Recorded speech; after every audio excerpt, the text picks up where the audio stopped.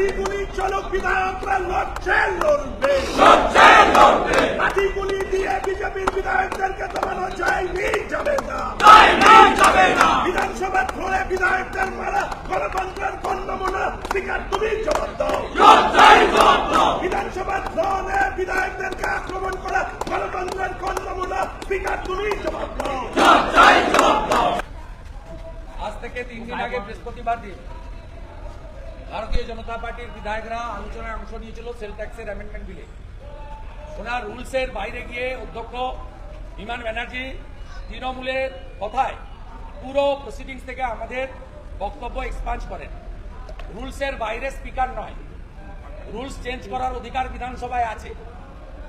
আজকে আমরা শুক্রবার দিন আমাদের পরিষদীয় দলের চিফ হুইপ অপোজিশন শঙ্কর ঘোষকে 100-র বেশি তৃণমূল বিধায়ক ইনক্লুডিং মন্ত্রীরা একটা শব্দ বলতে দেয়নি আমাদের স্পোর্টস ইউনিভার্সিটির অ্যামেন্ডমেন্ট প্রাইভেট বিলে। আজকে বিধানসভাতে অবৈধভাবে question answer, mention, calling attention সব বাদ দিয়ে দেওয়া হয়েছে রানিমার নির্দেশে। এটাকে দশকর্মা ভান্ডারে পরিণত করেছে এরা, কোনো নিয়ম কানুন রুলস মানে না। আজকে শ্যামাপ্রসাদ জির বলিদান দিবস, আমি কর্মসূচি করে আসতে একটু দেরি হয়েছে। ইতিমধ্যে বিধানসভায় আমাদের সদস্যরা বৃহস্পতিবার আমাদের বক্তব্য এক্সপান্ড এবং শুক্রবার শঙ্কর ঘোষকে 100-র বেশি তৃণমূল এমএলএ ইনক্লুডিং 20 জন মন্ত্রী যেভাবে বাধা দিয়েছে তাতে বিরোধী দলের ভূমিকা নিয়েছে এরা।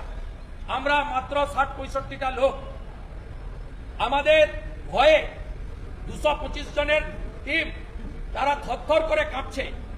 আমাদের মেম্বারদের এক্সপাঞ্জ নয়, স্পিকারের অঙ্গুলি হেলনে তাকে বক্তব্য রাখতে দেয়নি। ন্যাচারালি আমরা ডেমোক্রেটিক ওয়েতে প্রতিবাদ করেছি। 15-20 মিনিট প্রতিবাদের পরে আমরা ওয়াকআউট করে চলে আসি, বাইরে এসে বিক্ষোভ করি। আমরা ডেমোক্রেটিক নিয়ম মানি, শিষ্টাচার, শান্তি, সংসদীয় ব্যবস্থা মানি। আমরা চাই না এর আগে মনোজ টিগ্গা, নরহরি মাহাতো, সুশীল বর্মন এরা বহু বিধায়ক আহত হয়েছে এদের গুন্ডা এমএলএদের দ্বারা, যারা রিগিং সন্ত্রাস করে জিহাদিদের ভোট নিয়ে শুধু যেতে না, এখানেও জিহাদিদের মতো আচরণ করে। এরপরে স্পিকার পরিকল্পনা মাফিক তার বারুইপুর থেকে আনা সিকিউরিটির নাম করে যে ক্যাডারগুলো আছে তৃণমূলের ক্যাডারদের দিয়ে আমাদের এমএলএদের উপর আক্রমণ করেছে। শঙ্কর ঘোষ মাটিতে পড়ে গেছে। আমাদের 4 এমএলএ দীপক বর্মন, অগ্নিমিত্রা পাল, মনোজ ওরাও, শঙ্কর ঘোষ, মীর গোস্বামী, তাদেরকে সাসপেন্ড করা হয়েছে বিধানসভা থেকে। শুধু সাসপেন্ড নয়, রীতি হচ্ছে সাসপেন্ড হলে হাউস অ্যাডজন হয় এবং সাসপেন্ডেড এমএলএরা বেরিয়ে যায়।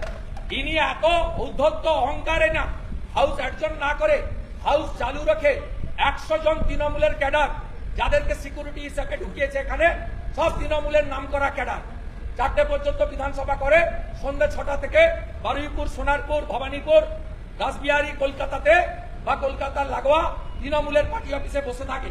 এই ক্যাডারদেরকে দিয়ে মীর গোস্বামীকে টেনে বের করানো হয়েছে। একাধিক এমএলএর উপরে আক্রমণ হয়েছে। আমি হাউসে আসার পরে আমাদের বিরোধী এমএলএদের আমি বলেছি, আপনারা বসুন, আপনাদের যা যা ভেঙেছে আমাকে দিন, আমি স্পিকারকে দেব। আমি তার চেয়ারের কাছে, ব্যক্তি স্পিকার কেউ নয়, চেয়ারের কাছে বিচারের প্রার্থনা করব। আমি হাউসে ঢুকেছি, ঢুকে স্পিকারের টেবিলের সামনে শঙ্কর ঘোষের চশমা, শান্তনু প্রামাণিকের চশমা এবং কাঞ্চন সুব্রত মৈত্র ঘড়ি প্রামাণ্য স্বরূপ রেখেছি। স্পিকার আমাকে প্রথম বলল বেরিয়ে যান, তারপরে বলছে একে বের করে দাও। ভাষা বিরোধী দলনেতার উপরে, একে বের করে দাও। এবং সিকিউরিটি মার্শাল তারা আমাকে গোল করে ঘেরে এবং 20 জন মহিলা সিকিউরিটি দিয়ে সার্কেল করা হয়।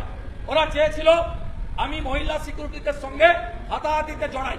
আমি আমার দুটো হাত আমি আমার ট্রাউজারের পকেটের ভিতরে ঢুকিয়ে রেখেছিলাম। আমি বলেছিলাম আমি হাত বের করব না, আপনাকে ধাক্কা মেরে জোর করে আমাকে বের করতে হবে। আমি 15 মিনিট ধরে ভিতরে দাঁড়িয়ে দণ্ডায়মান ধর্ণা চালিয়ে যাই। আমাদের 20 জন এমএলএ আবার যায়। তখন স্পিকার চাপে পড়ে আমাকে বলে আপনি কি চাইছেন বলুন। আমি উনাকে বলি আপনি সব পক্ষের অভিযোগ পেয়েছেন, শুধু মাইক ভাঙার জন্য বিজেপি এমএলএদের বিচার করবেন আপনি বলেছেন, এটা হতে পারে না। আপনাকে ঘোষণা করতে হবে বিজেপি এমএলএদের শারীরিক নিগ্রহ, চশমা, ঘড়ি, জামা কাপড় ছেঁড়া ভাঙা, তারও বিচার করতে হবে। উনি বাধ্য হয়ে ঘোষণা করেন সব পক্ষের অভিযোগ পেয়েছি, আমি এ বিষয়ে খতিয়ে দেখে আমার বিচার করব।